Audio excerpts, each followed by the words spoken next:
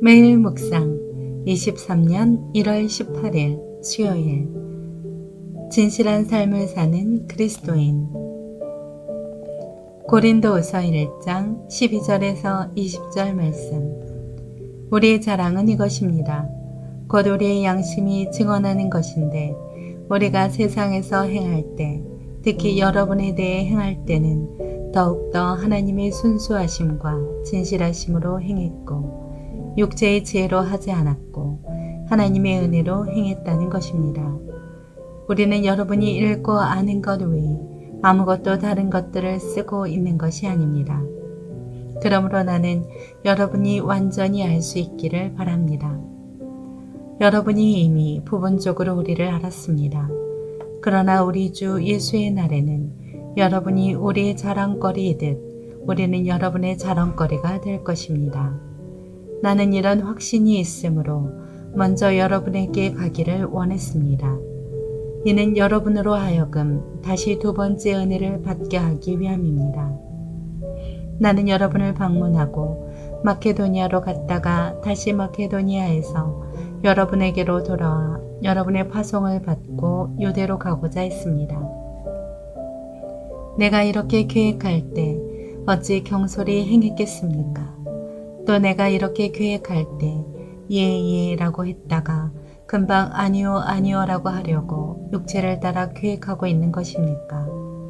하나님은 신실하십니다. 우리가 여러분에게 한 말은 예가 아니요로 된 것이 없었다는 사실에 대해 하나님이 신실한 증인이십니다. 우리는 곧 나와 실로아노와 디모데를 통해서 여러분 가운데 전파된 하나님의 아들 예수 그리스도는 예가 아니오로 된 적이 없습니다. 그 안에는 오직 예만 있을 뿐입니다. 하나님의 약속은 그리스도 안에서 얼마든지 예가 됩니다. 그러므로 우리는 그를 통해 아멘으로 하나님께 영광을 돌립니다. 아멘. 묵상 길잡이. 진실하고 거룩한 삶으로 교회 공동체를 바로 세우고 세상에서도 복음의 선한 능력을 나타내게 합니다. 고린도후서 1장 12절에 양심은 잘못을 깨닫는 사람이 느끼는 고통과 죄책감을 의미합니다. 바울은 로마서 2장 14절에서 16절에 모든 사람이 가진 내적 도덕의 증거로 보편적인 양심을 말했으며 그리스도인은 선한 양심을 가져야 한다고 주장했습니다. 우리는 다른 사람의 친절에 혹시 나쁜 의도가 있는 것은 아닌지 의심부터 하게 되는 시대를 살고 있습니다. 한마디로 지금은 불신의 시대입니다. 이런 세상 속에서 우리는 어떻게 살아야 할까요? 첫째, 거룩하고 진실해야 합니다. 바울은 고린도 교회 성도들을 특별한 존재로 여기고 거룩하고 진실하게 대했습니다. 바울에게 있어서 그들은 유익을 구할 대상이 아닌 하나님의 은혜로 행할 대상이었습니다. 그는 고린도 교회가 주님의 자랑거리가 될 것이라고 확신했고 자신 또한 고린도 교회의 자랑이 될 것을 기대했습니다. 둘째, 포기하지 말고 섬깁시다. 바울은 고린도 교회를 2번 방문하려 했지만 원하는 대로 되지 않았습니다. 어쩔 수 없는 상황으로 인해 계획을 변경하게 된 것입니다. 바울은 그 일로 인해 경솔하고 자기 유익만 추구한다는 비난을 받았습니다. 바울은 그런 오해 앞에서도 고린도 교회를 섬기는 일을 포기하지 않았습니다. 셋째, 하나님의 영광이 되어야 합니다. 바울이 전하고 섬긴 예수님은 거짓이 전혀 없으신 신실하신 분입니다. 하나님은 약속하신 모든 일을 예수님 안에서 온전히 이루셨습니다. 하나님은 아무 의심 없이 그 복음을 믿는 사람의 심령을 견고하게 하십니다.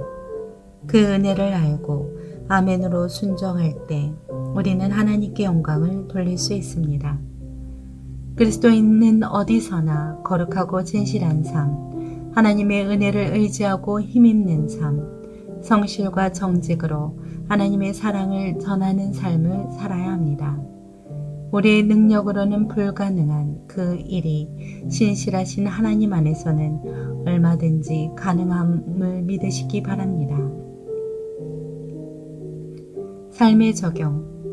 튼튼한 반석이라고 자신을 지칭하는 분, 처음과 마지막이며 시작과 끝이라고 자신을 계시하신 분, 길이요 진리라고 선언하신 분, 그분이 우리의 유일한 척도임을 겸손하게 고백할 수 있다면, 그리하여 더 이상 시작과 끝, 처음과 마지막, 앞과 뒤가 뒤바뀐 혼돈의 세계를 살지 않아도 된다면, 그렇게만 된다면 우리의 삶은 얼마나 더 탄탄하고 견고해지겠습니까? 얼마나 더 선명해지겠습니까? 자신이 주님 안에서 변화된 존재임을 확신하며 진실하고 거룩하게 사십시오. 기도합니다. 주님, 모든 계획의 주인이신 하나님께 늘 아멘으로 순종하게 하옵소서. 예수님의 이름으로 기도합니다. 아멘.